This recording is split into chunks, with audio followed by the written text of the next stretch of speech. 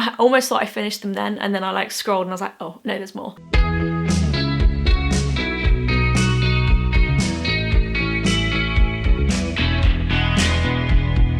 Hey guys, and welcome to my channel. Welcome to another video. So today I'm doing my first Q&A, kind of impromptu. So I took to my Instagram at @ChelseaAngeles_, link in bio, to ask you guys to send in your questions.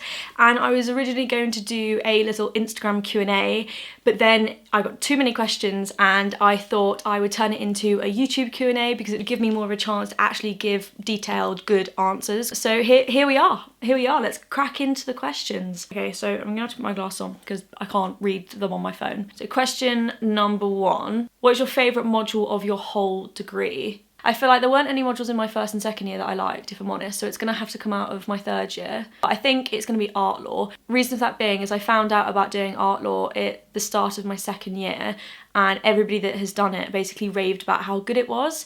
And now that I've done it, you know, I really did enjoy it. It's so different to a traditional law module because it's combined with history of art students as well as law students. You literally have lectures on what do you think about this painting? How does the colours make you feel? And I just think that's a really nice contrast, so that would be my favourite module. Is York a quiet and secluded place? Kind of, I think. Basically, it depends where you are. I think now that I'm not on uni campus, yes, I would say it's very quiet. And on our street there's quite a lot of elderly people, so I would say it's quite quiet here. But when you're on university campuses, it depends. I think if you're on West, it's never quiet nor secluded. But if you're on East, I think it depends where you're at, because if you're at Langwith, for example, you have the bar there, Glass House, so it's always quite busy. But in more of the city, I'd say no, it's quite busy all the time. It's only quiet if you're basically off on a housing estate that doesn't really have much going on, like where I am this year. But even then, you're only 5-10 minutes away from the action, so I wouldn't say so, no. There's 20,000 odd students at University of York, and then you've got St John's as well, plus the people that actually live here in the city. There's loads of people. Do you have any money management tips for university? Genuinely, I'd say have 2 different bank accounts, one for your student loan money and one for any savings or earnings, and that allows you to only spend your student loan, because I didn't do that in first year and I basically spent a lot of my own savings. Was not good. And I would also say like budget each week. When you first find out like what your student loan's going to be and what your rent's going to be, figure out throughout the year like how much money you have left over, what you're going to want to spend it on, whether it's going home, books, gym memberships, going out, food, all of that, and then kind of factor in how much money you have left over for the week and only and stick to that. And I think that's the best way to do it, if I'm honest. Okay, Corey asks, love life? Good question. So next question, where do you want to travel to next? So when I graduate this summer, I'm going to do like a week in America. I'm going back to New York and I really want to see like Boston or New Jersey, but basically I'm flying into New York and then I'm probably gonna get the train to somewhere else, but I haven't decided where that is yet. Then after that, I really want to fly down to Mexico because I have another like week or 2 that I can spend traveling. So originally I was gonna do the West Coast of America, but now I'm like, do you know what? I might just want a sunbathing holiday and just like have a chilled holiday. So I'm thinking either a Caribbean island or Mexico. But as I said, because I've been learning Spanish as well, like Mexico really appeals. So Mexico and back to America is the answer. And I also really want to do Croatia or like Italy or something like that as well over the summer, just something Europe-y. How have you found that your school has prepared you for your future career in comparison to the standard way that law is taught? I'd say that it depends on what role that you want to go and do, but I think that in traditional like lawyer, business, like when I was at civil service, those type of officey settings, it does prepare you very well. In that, like we do PBL every week, and that teaches you to mix with a group of people, whether you like them or not, whether we get on or whether we're productive or not. It teaches you how to handle the challenges that come with working with people, and at the same time, like meeting deadlines and doing all of that, having to chair meetings and chair sessions. When we scribe, we're effectively capturing like meeting minutes and things like that. So a lot of that does play into getting a job. But I would say the other side, so we have Chris, which is our employability tutor, Chris, and he basically sets you up with all the opportunities in the world. And I think he, to be honest, is the best asset that York has, purely just because the amount of times that I've gone to him asking for help, whether it's law or non-law related, and he's really invaluable. And if he can't help you, he'll put you in touch with people that can help you. And getting that like hands-on work experience is the way that, for me, I feel like has prepared me most for getting out there in the real world and like having a job. Oh, these are interesting questions. Okay, there's 2 questions here. What would your second choice course, like, or university, what would it have been? So obviously for me, I am very limited because I did a BTEC before I came to university. So there weren't many universities when I applied that accepted it. And I'm from like the Midlands originally, so I didn't want to stick around there or go to like Warwick or anything like that, even though I looked into it, but I wanted to kind of move out.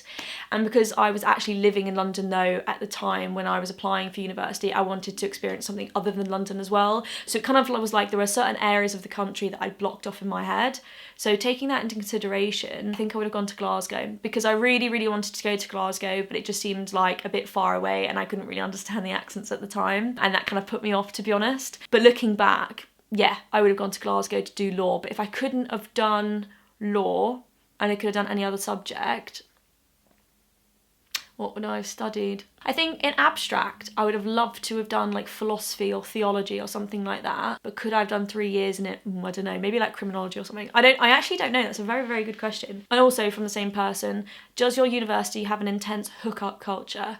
I would say yes, but you're not exactly subjected to it. I think that it depends on the college that you're in and the things that you study and, you know, what group of friends that you have. Especially if you're male and in a sports team, there is a really big like push to get with people basically all the time because you have the sports socials and they're all very like lads, let's go out, let's do whatever. And I think it is very, very, very geared towards getting with people. If you're in that type of environment or you're at a college, say for example Derwent or James and things like that, that are very focused on going out and being sporty and whatever, you're more likely, I think, to feel the pressure. But with me doing law, I mean, in law, I don't really think anyone has time, to be honest, to be going out and have mad hookups. I mean, maybe I'm just speaking for myself here when I say that. But especially in Constantine, I think Constantine now is very different to Constantine when I lived there. But when I lived there, like, it was very quiet. Like in my flat, for example, in my first year, I think out of the 12 of us, there was like 4 hookups in a year.